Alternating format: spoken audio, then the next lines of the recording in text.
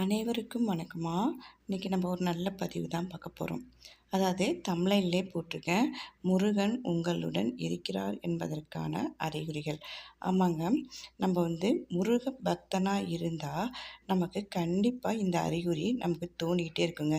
ஏதாவது ரொம்ப கஷ்டத்தில் இருக்கிறோம், மனசு நிம்மதி இல்லாமல் இருக்குது அப்படின்னு நினச்சிருக்க நேரத்தில் நம்ம எங்கேயாவது நம்ம கண்ணு முன்னாடி யாம் இருக்க பயமேன் அப்படிங்கிற ஒரு வாசகம் தெரியும். அது இல்லை அப்படின்னா முருகன் படம் எங்கேயாவது தெரியும். அது இல்லை அப்படின்னு சொன்னால் எங்கேயாவது நம்ம மயிலை பார்ப்போம், அல்லது மயில் படம் போட்டதை பார்ப்போம், வேல் பார்ப்போம்.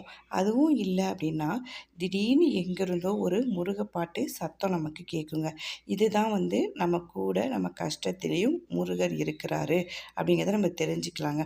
அது இல்லாமல் நம்மளை அறியாமலே எப்போ பார்த்தாலும் நம்ம முருகா முருகா அப்படின்னு நம்ம சொல்லிக்கிட்டே இருப்போங்க.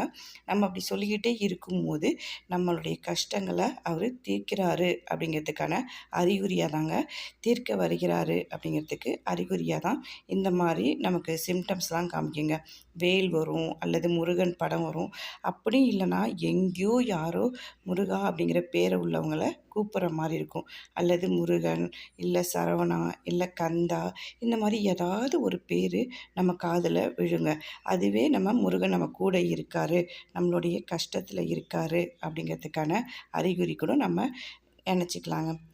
நம்மளுடைய கஷ்டத்தை தீர்க்கிறதுக்காக சீக்கிரமாக முருகப்பெருமான் வருகிறார் அப்படிங்கிறது கூட நம்ம அறியலாங்க. இந்த மாதிரி சின்ன சின்ன விஷயந்தாங்க நமக்கு முருகன் நம்ம கூடயே இருக்கிறாரு அப்படிங்கிறதுக்கு தெரிய வைக்கிற விஷயங்க. இது மாதிரி உங்களுக்கு எதாருக்காவது நடந்திருந்தால் நீங்கள் கமெண்ட் பாக்ஸில் கமெண்ட்ஸ் பண்ணுங்கள். முருகனை நம்புங்க, எல்லாமே நல்லபடியாகவே நடக்கும். வாழ்க வளமுடன்.